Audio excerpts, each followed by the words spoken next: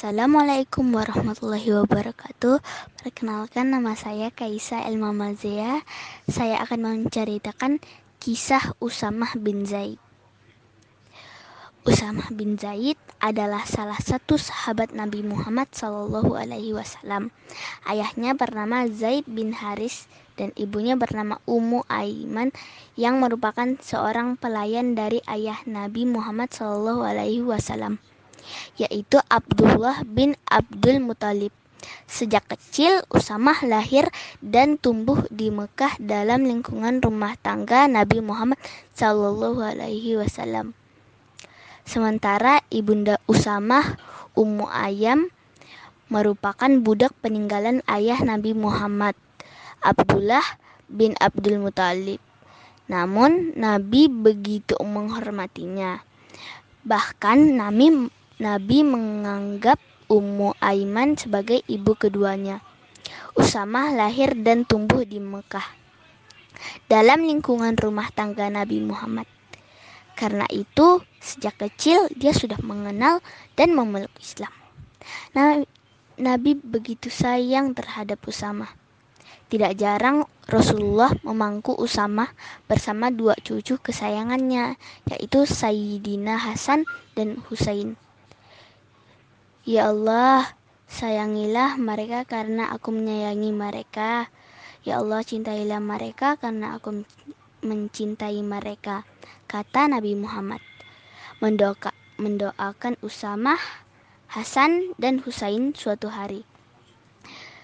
Ketika usia Usamah beranjak dewasa, Nabi Muhammad menunjukkannya menjadi panglima perang yang memimpin pasukan umat Islam melawan Romawi Timur, Bizantium. Dalam buku perang Muhammad, kisah perjuangan dan pertempuran Rasulullah yang ditulis Nizar Abazhah. Peristiwa ini terjadi pada awal bulan Safar tahun ke-11 Hijriah atau saat Usamah berusia 17 tahun.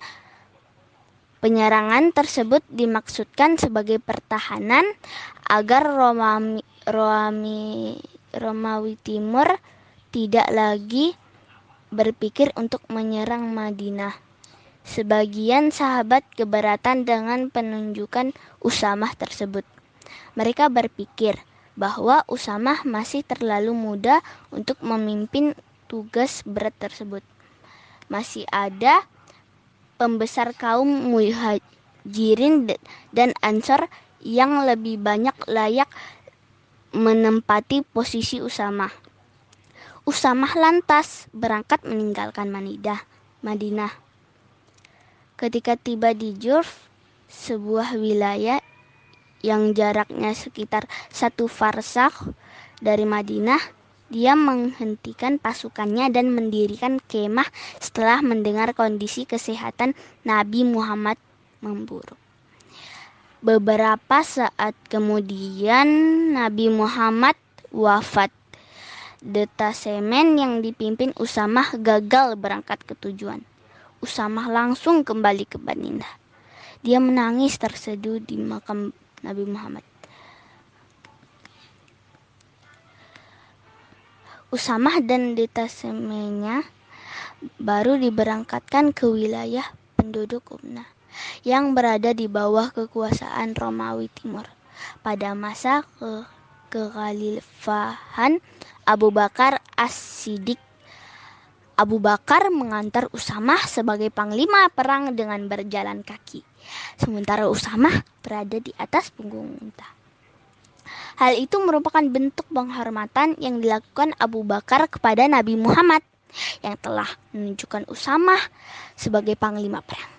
Ketika melepaskan Usamah dan pasukannya yang berkekuatan 3.000 prajurit, Abu Bakar As-Siddiq menyampaikan sebuah pidato yang sangat menyentuh. Berperanglah dengan nama Allah dan di jalan Allah.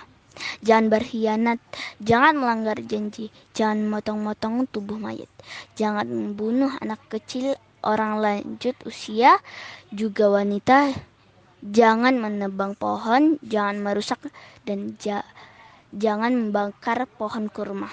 Jangan menyembelih kibas atau unta kecuali untuk dimakan. Kalian akan melewati suatu kaum yang berdiam di biara-biara. Biarkan mereka perangi orang yang memerangi kalian dan berdamailah dengan orang yang berdamai dengan kalian. Kata Abu Bakar As-Siddiq. Sekian, terima kasih. Wassalamualaikum warahmatullahi wabarakatuh.